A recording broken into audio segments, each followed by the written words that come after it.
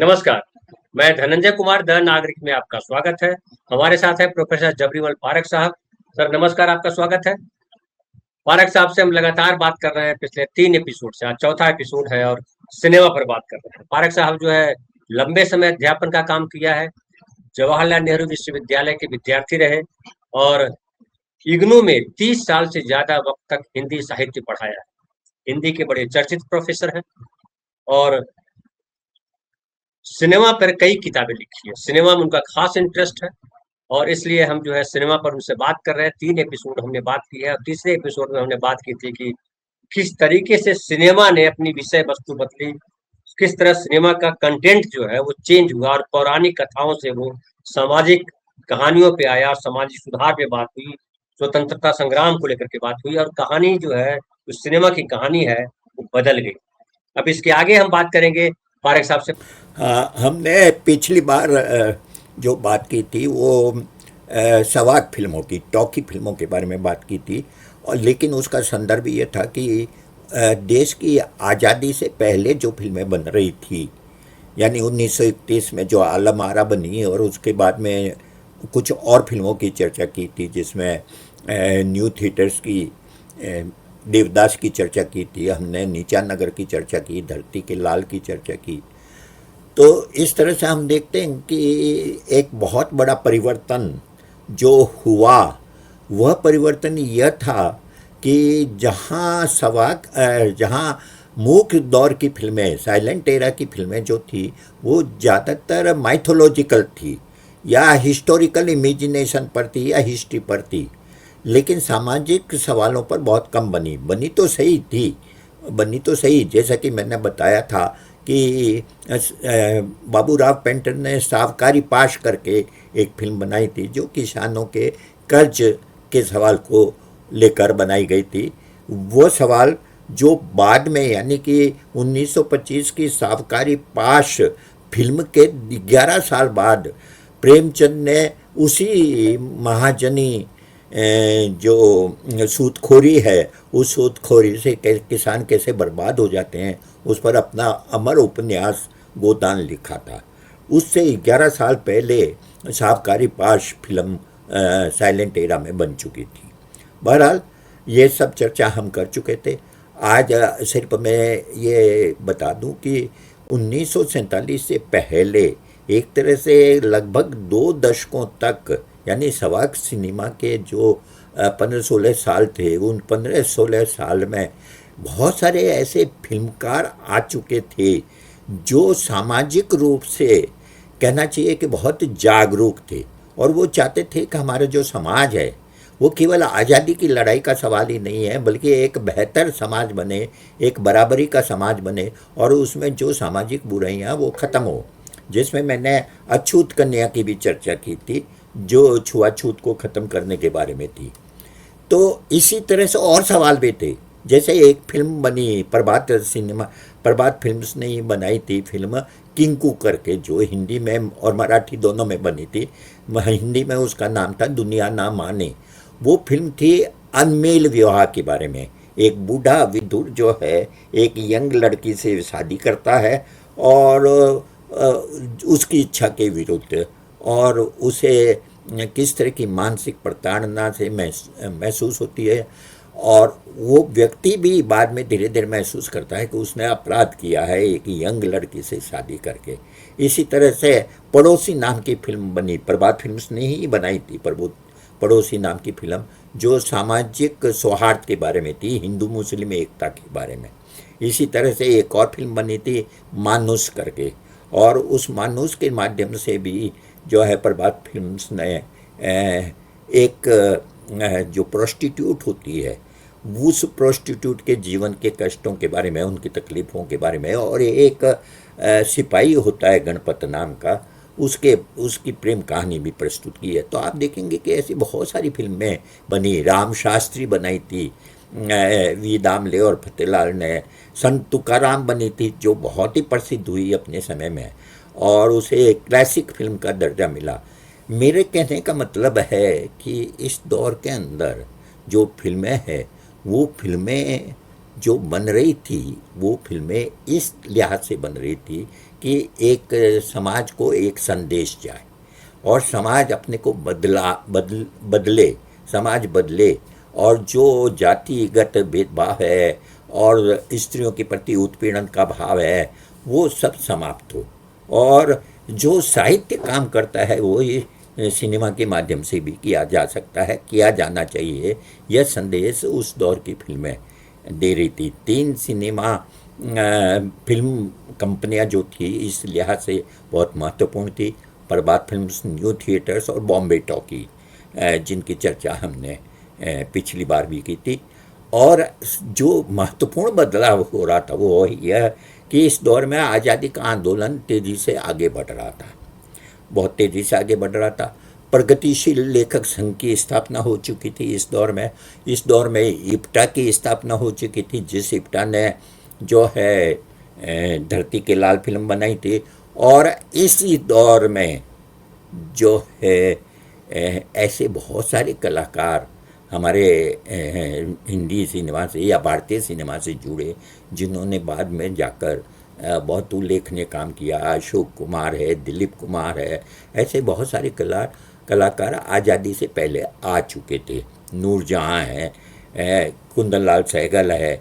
तो इन सब की चर्चा जो है बहुत विस्तार से यहाँ करने की आवश्यकता नहीं है।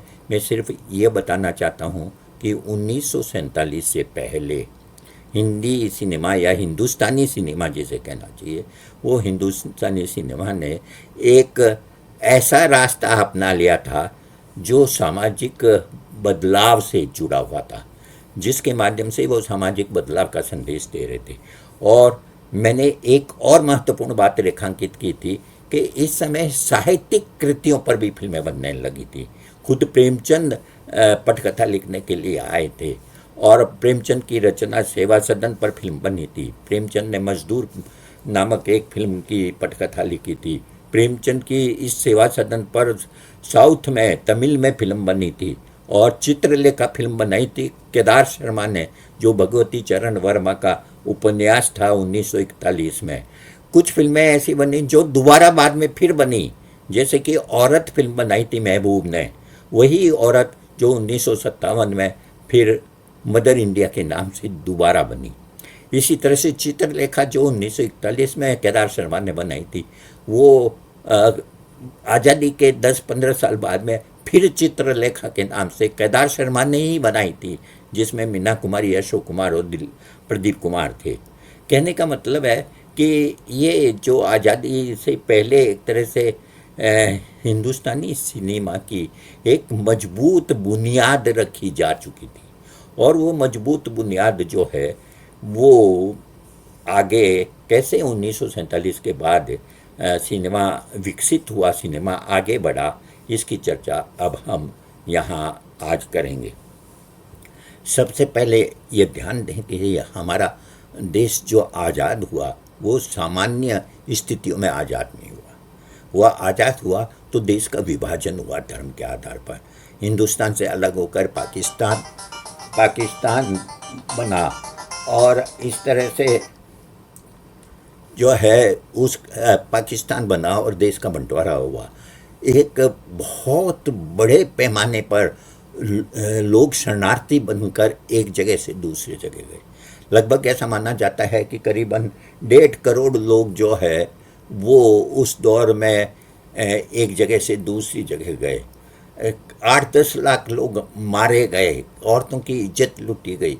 ये बहुत ही भयावह दौर था जो विभाजन का, और ये भयावह दौर था। इस भयावह दौर में से निकलकर हमारे देश का निर्माण होना था। और ध्यान दें कि हमारे देश ने वह रास्ता नहीं चुना जो पाकिस्तान ने चुना, यानी कि हमने धर्म के आधार पर अपने देश की नींव नहीं रखी, बल्कि एक धर्मनिरपेक्ष लोकतांत्रिक गणराज्य के रूप में रखी। और संविधान जो बनाया गया 1946 में संविधान सभा का गठन हुआ था, वो 1949 के नवंबर में जिसे स्वीकृति दी गई और 1950 26 जनवरी 1950 से जिसे लागू किया गया, वह संविधान जो है उसके मूल्य आधुनिक समाज के मूल्य थे, जिसमें मुख्य चीज़ें थी लोकतंत्र, जिसमें समानता, सामाजिक न्याय कह सकते हैं, गणतंत्र रिपब्लिक तो था ही, उसके अलावा फेडरलिज्म जिसे संघवाद कहते हैं। और इस तरह से आप देखेंगे कि हम एक स्वयंभू गणराज्य के रूप में अपने को स्थापित किया। और जिस संविधान के सामने भारत का हर नागरिक, चाहे उसकी जाति कुछ भी हो, उसका धर्म कुछ भी हो, उसके वो किसी भी प्रदेश का रहने वाला हो, कोई भी भाषा बोल रहा हो, किसी भी नस्ल का हो, अगर वो भारत का नागरिक है, स्त्री हो या पुरुष हो, सब समान है। और इस समानता का जो संदेश संविधान के माध्यम से दिया गया था, ये जो आज़ादी के बाद बनने वाली जो फिल्में हैं, शुरुआती फिल्में, खासतौर पर शुरू के 15 साल, डेढ़ दशक की जो फिल्में हैं, जिसे हम नेहरू एरा की फिल्में कह सकते हैं, नेहरू युग की फिल्में, ये इन फिल्मों के बुनियाद में वे मूल्य थे जो हमारी आज़ादी की लड़ाई के दौरान में उभर कर सामने आए थे, और जिन मूल्यों के आधार पर हमारे यहाँ संविधान का गठन हुआ था। इसलिए अगर आप ध्यान दें तो इस दौर की, खास तौर पर 1947 से लेकर 1964-65 तक जो फिल्में बनी हैं, उन फिल्मों को पर हमें अगर विचार करना है तो हमें संविधान के इन मूल्यों को ध्यान में रखना पड़ेगा। हम उन फिल्मों के बारे में चर्चा करेंगे।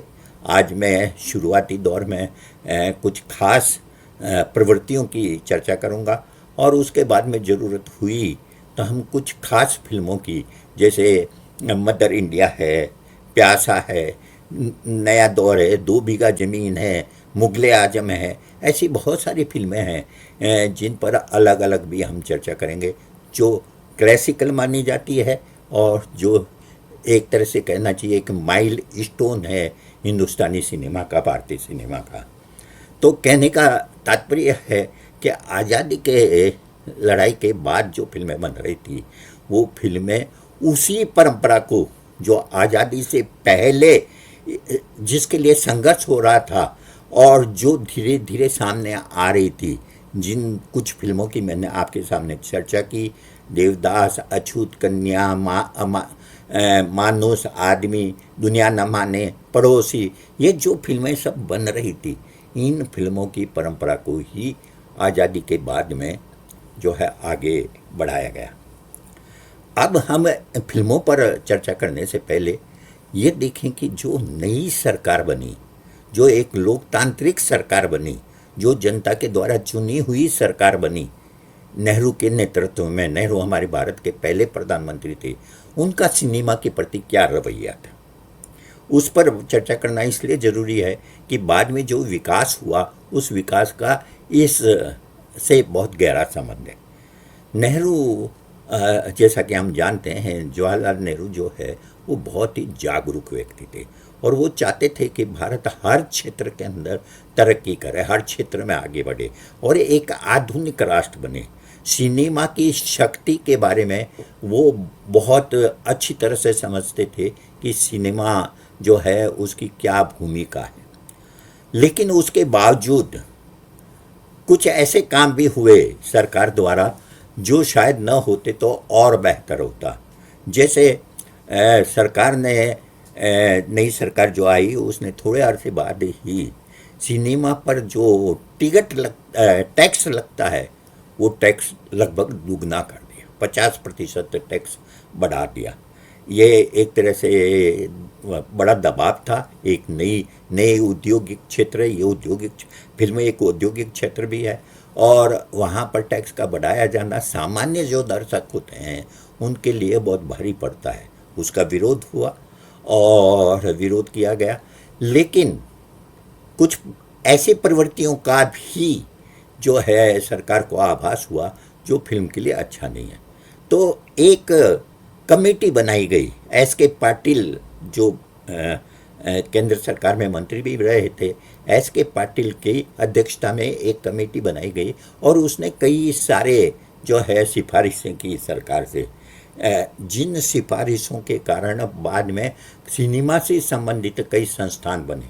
जैसे सबसे महत्वपूर्ण सिफारिश उन्होंने ये की कि इनको प्रोत्साहित, सिनेमा फिल्म बनाने वालों को प्रोत्साहित करने में सरकार को भी योगदान करना चाहिए। तो उन्होंने ये सिफारिश की कि एक फिल्म वित्त निगम बनाया जाए, फिल्म वित्त निगम बनाया जाए जो फिल्मकारों को कर्ज दे कम ब्याज पर, ताकि वो फिल्में बना सके। आप जानते हैं कि यह एक बहुत ही महंगा माध्यम है, बहुत खर्चीला माध्यम है, और जो फिल्म बनाना चाहते हैं, सचमुच जो अच्छी बेहतर फिल्में बनाना चाहते हैं, वो कलाकार, वो फिल्मकार, ज़रूरी नहीं है कि वो उनके पास पैसा हो या वो पैसे का जो है निवेश का इंतजाम कर सकें।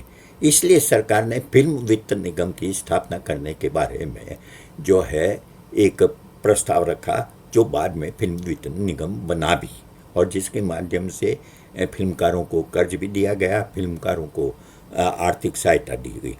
दूसरा जो एक महत्वपूर्ण सिफारिश की गई, संस्तुति की गई, वो यह है कि भारत में जो फिल्में बनती है उन फिल्मों को पुरस्कृत किया जाना चाहिए। जो अच्छी फिल्में बने उनको पुरस्कार दिया जाए और वो नेशनल अवार्ड के रूप में जानी जाए, यानी कि वो राष्ट्रीय पुरस्कार के रूप में उनकी मान्यता हो, और भारत की हर भाषा में बनने वाली फिल्मों को पुरस्कार दिया जाना चाहिए। शुरू में कुछ पुरस्कार कम शुरू हुए, लेकिन धीरे धीरे पुरस्कारों का दायरा काफ़ी बढ़ाया गया।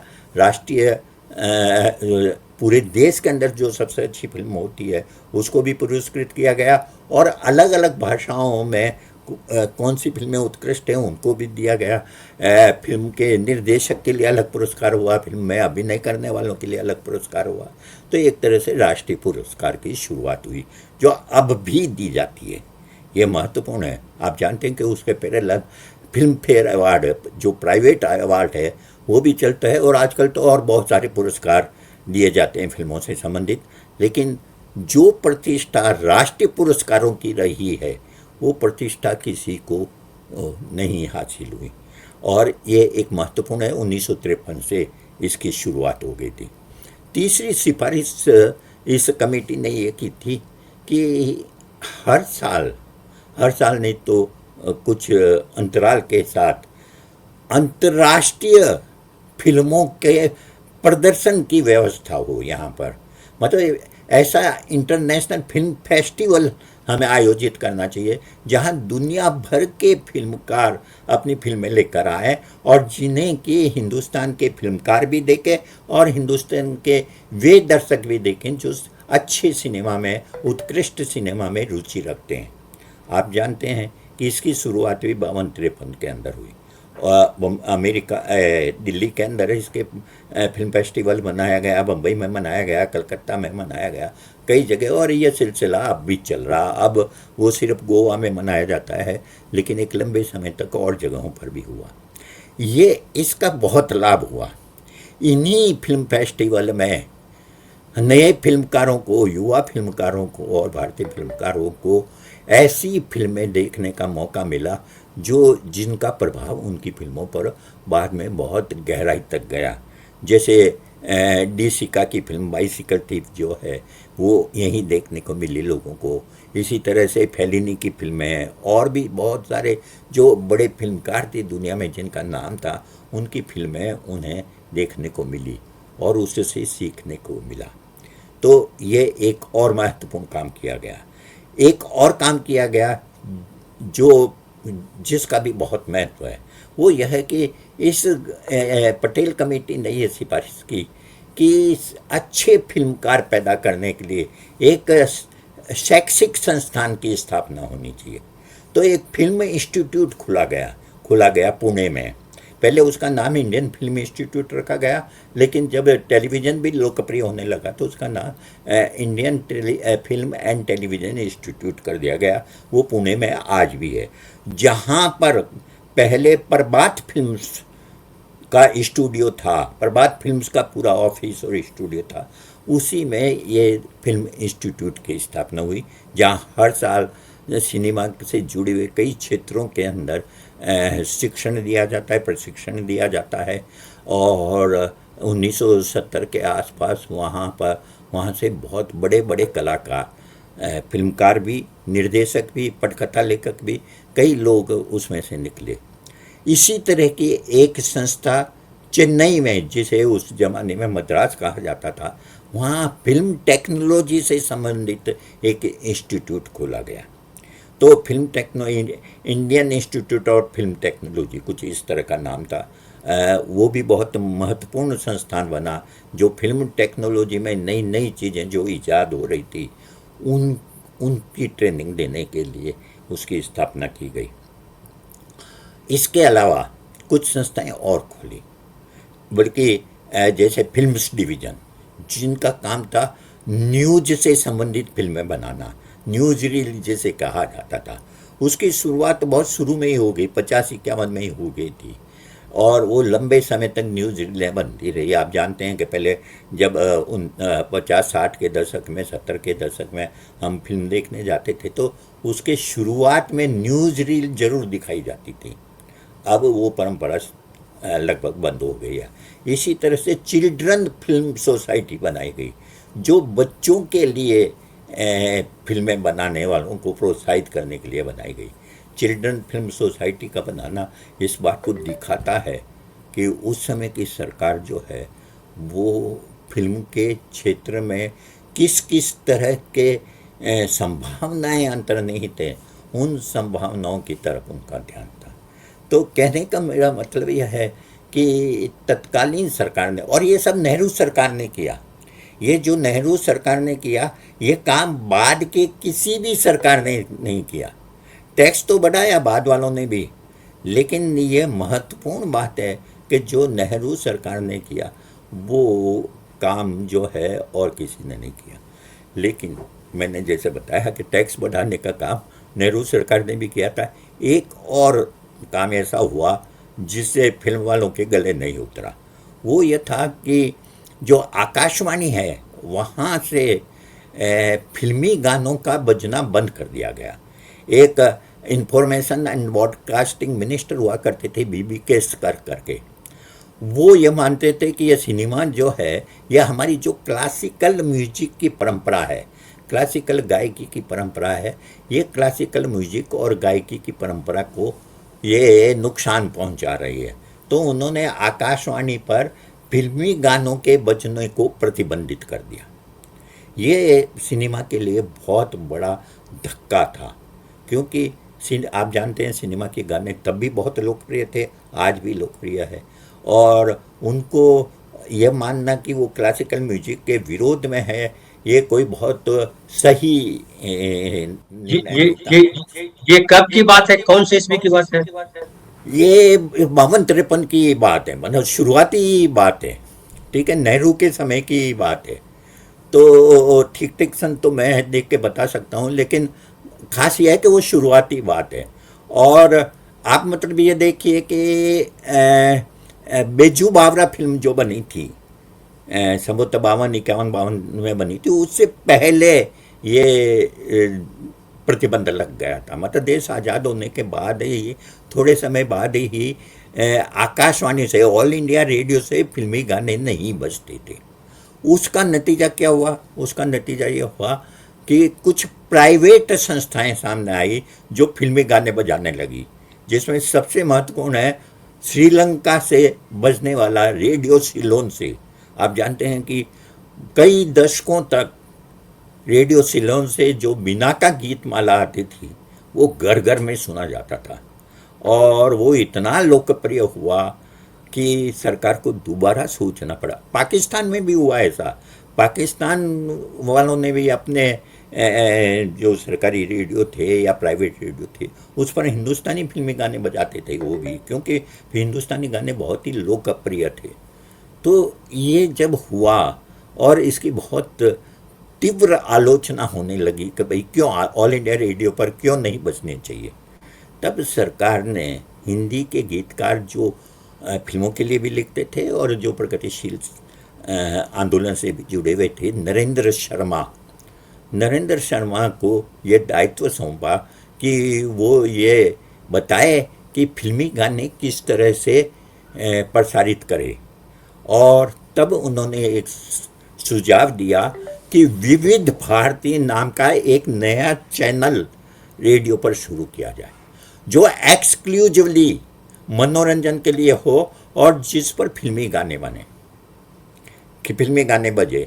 और आप देखते कि वो विविध भारती जो है तब से जब शुरू हुआ तब से लेकर आज तक वो विविध भारती बहुत ही लोकप्रिय है, क्योंकि उसने फिल्मी गानों को एक नई जान दी। मज़ेदार बात यह है कि बेजू बावरा फिल्म बहुत लोकप्रिय हुई थी।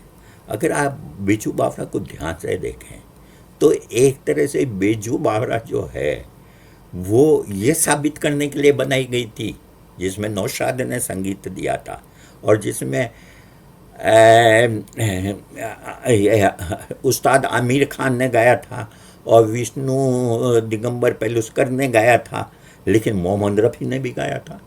और उसमें क्लासिकल म्यूजिक कितना लोकप्रिय हो सकता है फिल्मों के माध्यम से वो बताया नौशाद ने उस फिल्म के माध्यम से।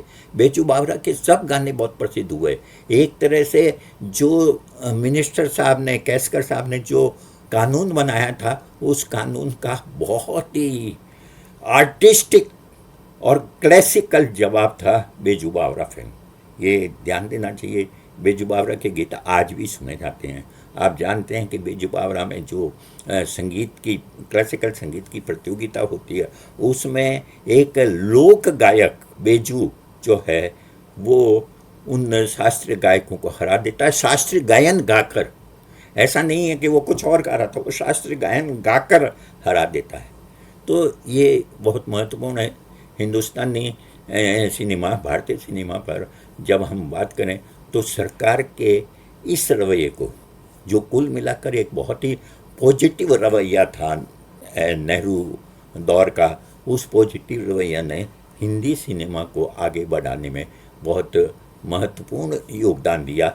और इस चीज़ को ध्यान रखेंगे तो हम सही परिप्रेक्ष्य में आज़ादी के बाद जो बनने वाली फिल्में हैं, जिनके बारे में हम अगले कार्यक्रम में चर्चा करेंगे और विस्तार से। ये मैंने इसलिए चर्चा करना ज़रूरी समझा क्योंकि कई बार ये परिप्रेक्ष्य सामने नहीं होता है तो हम समझते हैं कि ये तो बस ऐसे ही एक उद्योग है और ये सरकारों की कोई दिलचस्पी नहीं होती। उस समय सरकारों की दिलचस्पी थी। सरकार ने बहुत सारे ऐसे काम किए। आप एक एक काम को याद करिए कि इंटरनेशनल फिल्म फेस्टिवल करना ये कोई मामूली बात नहीं थी। फिल्मों के लिए पुरस्कार देना, फिल्म बनाने वालों के लिए कर्ज की व्यवस्था करना, बच्चों के लिए फिल्म बनाने के लिए चिल्ड्रन फिल्म सोसाइटी बनाना, फिल्म वालों की ट्रेनिंग के लिए एक संस्थान बनाना, और ये सब काम जो है नेहरू दौर में हुआ। सबसे बाद में जो काम हुआ था 1964 में फिल्म आर्काइव्स की स्थापना हुई थी पुणे में। और उस फिल्म आर्काइव्स में मैं खुद वहाँ पर एक महीने का कार्यक्रम में भाग ले चुका हूँ। वहाँ पर दुनिया की बेहतरीन फिल्में रखी गई है जिनको देखकर हम फिल्म के विश्व भर की महान फिल्मों के बारे में जान सकते हैं। तो ये सब काम नेहरू युग में हुआ और इस बात को हमें ज़रूर ध्यान रखना चाहिए। धन्यवाद जी। बहुत बढ़िया बातचीत रही और सिनेमा की जो नींव रखी गई जिस तरह से आज़ादी के बाद, उसकी पूरी चर्चा की आपने।